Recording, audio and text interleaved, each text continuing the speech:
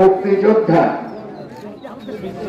উনি বাংলাদেশের first lady, উনি বাংলাদেশের প্রথম prime minister. Madam Khaleda Zia বাংলাদেশের দেশের প্রথম প্রাইম মিনিস্টার।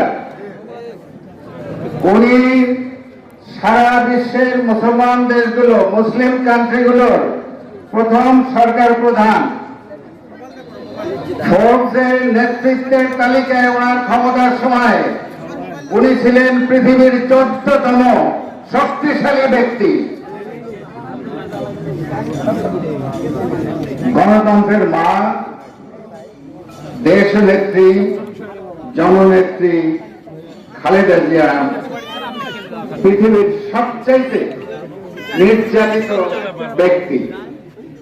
কিসের জন্য নির্যাতিত? গণতন্ত্রের জন্য নির্যাতিত, আমাদের বাক স্বাধীনতার জন্য নির্বাচিত, এই দেশের স্বাধীনতা সার্বভৌমত্বের জন্য নির্বাচিত। আমরা সাউথ আফ্রিকার নেলসন ম্যান্ডেলার নাম শুনেছি, আমরা মিয়ানমার তথা বার্মার অং সান সুকির নাম শুনেছি। তারা গণতন্ত্রের জন্য লড়াই করেছেন, কিন্তু আমি বলবো এই দুই নেতা নেত্রী গণতন্ত্রের জন্য যতখানি লড়াই করেছেন তার চেয়ে বেশি গুণ লড়াই করেছেন আমাদের নেত্রী ম্যাডাম খালেদা জিয়া। নেত্রী মোদের খালেদা, মোদের আলাদা, নেত্রী মোদের খালেদা। গণতন্ত্রের জন্য লড়াই করে পৃথিবীর যত নেতা নেত্রী নির্যাতিত হয়েছেন তার চাইতে বেশি নির্যাতিত হয়েছেন ম্যাডাম খালেদা জিয়া। আজকে ম্যাডাম খালেদা জিয়া একটা ভুয়া মামলায়, একটা ভৌতিক মামলায়, একটা গায়েবী মামলায়, একটা মিথ্যা মামলায় উনি ফরমাসি সাজায় সাজাপ্রাপ্ত হয়েছেন। যেখানে অনেক অত্যাচার সহ্য করেছেন, উনি অজুর পান নাই, অজুর পানি পান নাই, উনি নামাজ পড়ার জায়নামাজ পান নাই, উনি গোসল করার পানি পান নাই, উনি যে রুমে ছিলেন সেখানে একটা রুম ছিল, সেই রুমের ছাদ দিয়ে পানি পড়তো, সেই রুমের ওয়ালে হোয়াইট ওয়াশ ছিল না, সেই রুমের ফ্লোরে ককরোচ ছিল। এর চাইতে কি বড় শাস্তি হতে পারে একটা লোকের জন্য আপনারা বলেন? সেই শাস্তি উনি পেয়েছেন। কিন্তু এর চাইতে আর একটা বড় কথা আছে, ওনার বাড়ি, ওনার বাড়ির ব্যাপারে বলতে গেলে শহীদ প্রেসিডেন্ট জিয়াউর রহমানের সম্বন্ধে একটু কথা বলতে হয়। শহীদ প্রেসিডেন্ট জিয়াউর রহমান যখন কলেজে পড়তেন, ওনার সম্বন্ধে আপনারা অনেকেই জানেন, কিন্তু আমার ছোট ছাত্র ভাইরা যারা জানো না তোমাদের জন্য বলছি। উনি কলেজে পড়ার সময় উনি ডিক্লেমেশন কন্টেস্ট অর্থাৎ বিতর্ক প্রতিযোগিতা এবং হকি খেলায় গোল্ড মেডেল পেয়েছিলেন, স্বর্ণ পদক পেয়েছিলেন। উনি 65 যুদ্ধের সময় যুদ্ধ বিশারদ উপাধি পেয়েছিলেন। উনি যখন একাডেমিতে ক্যাডেট, তখন এক পাঠান ক্যাডেট 6 ফুট লম্বা, খোসাল খান বলে তার নাম ছিল, সে বলতেছিল যে বাঙালিরা যুদ্ধ করতে ভয় পায়, যুদ্ধ করতে জানে না। এই ধরনের কথা বলার সময় শহীদ প্রেসিডেন্ট জিয়াউর রহমান উনি চ্যালেঞ্জ করলেন, উনি শক্তভাবে চ্যালেঞ্জ করলেন। শহীদ প্রেসিডেন্ট জিয়াউর রহমান কত ফিট লম্বা ছিলেন? 5 ফিট 5 ইঞ্চি, 5 ফিট 5 ইঞ্চি। আর যে বাঙালিদেরকে গালি দিতেছিল খোসাল খান, তার উচ্চতা ছিল 6 ফিট 3 ইঞ্চি। জিয়া রহমান তাকে চ্যালেঞ্জ করলেন। আর চ্যালেঞ্জ কি? যে বক্সিং রিংয়ে যুদ্ধ করে প্রমাণ করতে হবে বাঙালিরা যুদ্ধ করতে পারে কিনা। সবাই রাজি হলো, 3 তারিখ ঠিক করা হলো, সবাই রিংয়ের চারপাশে জড়ো হলো। জিয়া রহমান এই ছোটখাটো মানুষ 5 ফুট 5 ইঞ্চি, উনি স্টেজে উঠলেন, আর ওই পাশ থেকে গরিলার মতো 6 ফিট 3 ইঞ্চি লম্বা সেই লোক উঠে দাঁড়ালো। দুইজন সামনাসামনি হলেন, বক্সিং গ্লাভস পরিয়ে দেওয়া হলো।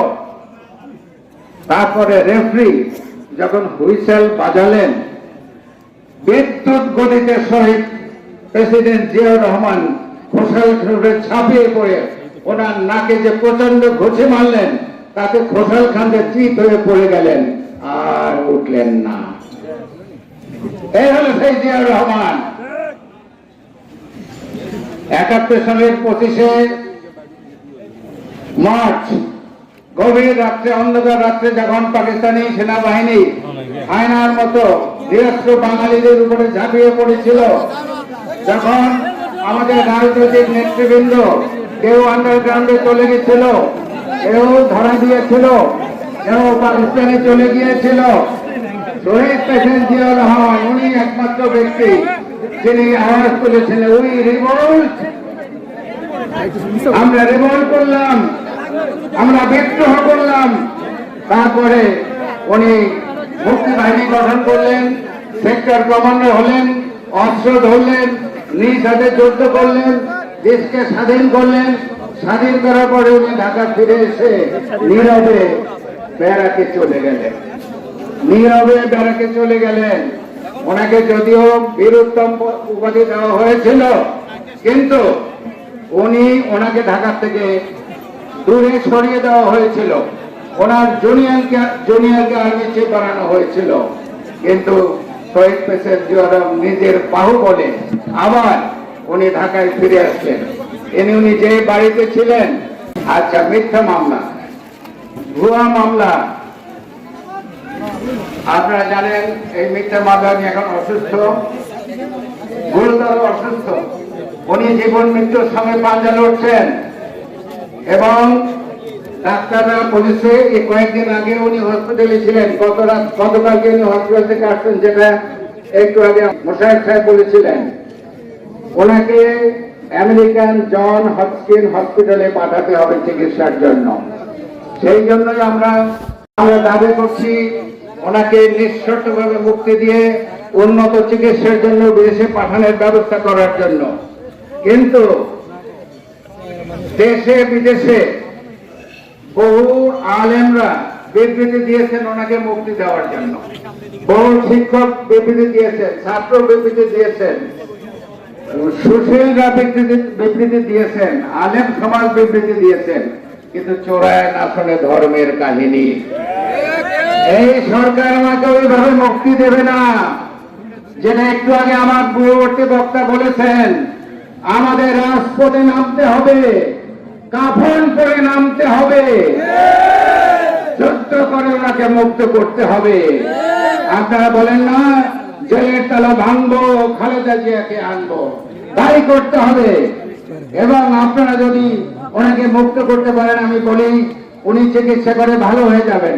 এর মধ্যে আরেকটা কথা আছে, ওনাকে এই সরকার মুক্তি দিয়ে বিদেশে চিকিৎসার জন্য পাঠাবে না। কেন? কারণ তাহলে ধরা পড়বে যে অন্যরা ওনাকে ভুল ট্রিটমেন্ট করেছিলেন, ভুল চিকিৎসা করেছিলেন। সেই জন্য এই সরকার ভীত, অন্য বিদেশে পাঠাতে চান না ওনাকে।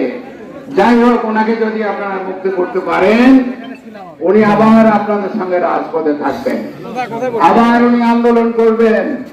এই দেশে আবার সুস্থ, সুন্দর, নিরপেক্ষ নির্বাচনের মধ্যে যদি ওনাকে আপনারা আবার প্রধানমন্ত্রী বানাতে পারেন, তাহলে সর্বপ্রথম উনি কি করবেন বলতে পারেন?